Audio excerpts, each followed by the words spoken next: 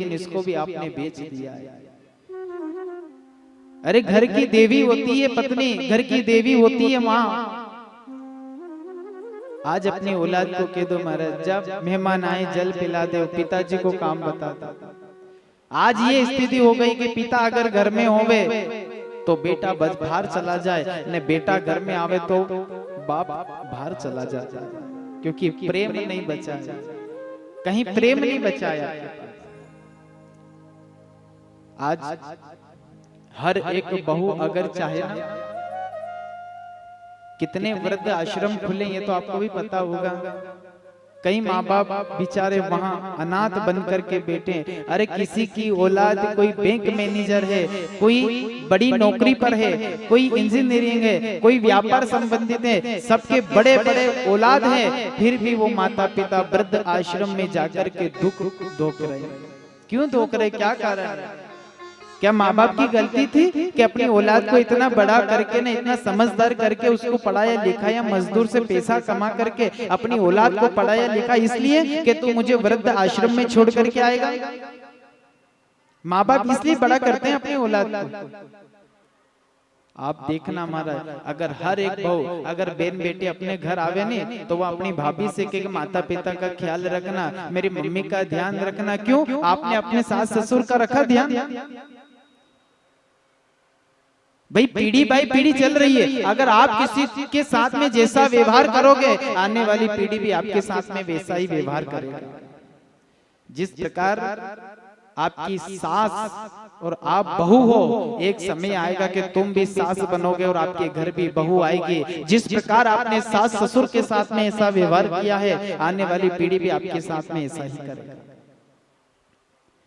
हर एक अगर बहू चाहे, हर एक बहू अगर चाहे कि जिस प्रकार मैं अपने छोटे भाई को छोड़ करके आई हूँ, जिस प्रकार मैं अपने माता पिता को छोड़ करके आई हूँ, अगर वही बात अगर सास ससुर को समझने लग जाए तो इस युग में एक भी वृद्ध आश्रम नहीं रहेगा।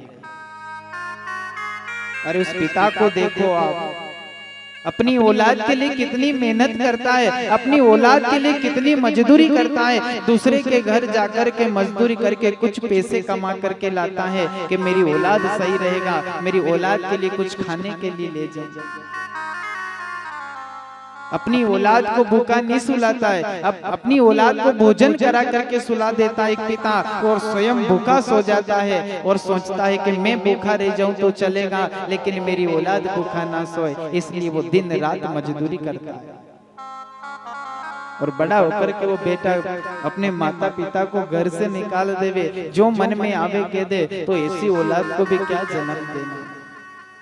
इससे अच्छा है कि बिन औलाद तो रहो, कम से कम आना जाना कहीं भी देव स्थान तीर्थ में तो जाए, कोई चिंता तो नहीं रहे घर की।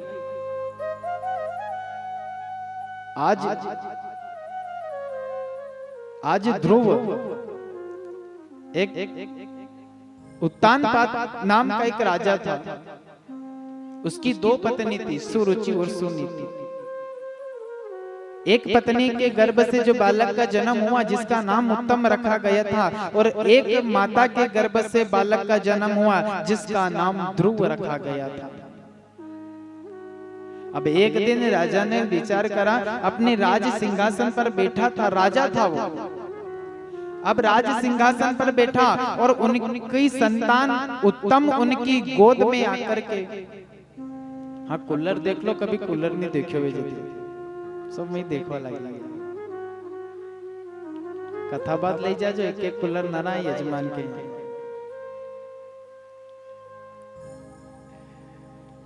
तो उत्तम ने क्या किया, अपने पिता की गोद में आकर के बैठा, और उत्तम को देख करके ध्रुव ने विचार करा कि उत्तम मेरे पिता की गोद में बैठा है तो मैं भी जाकर के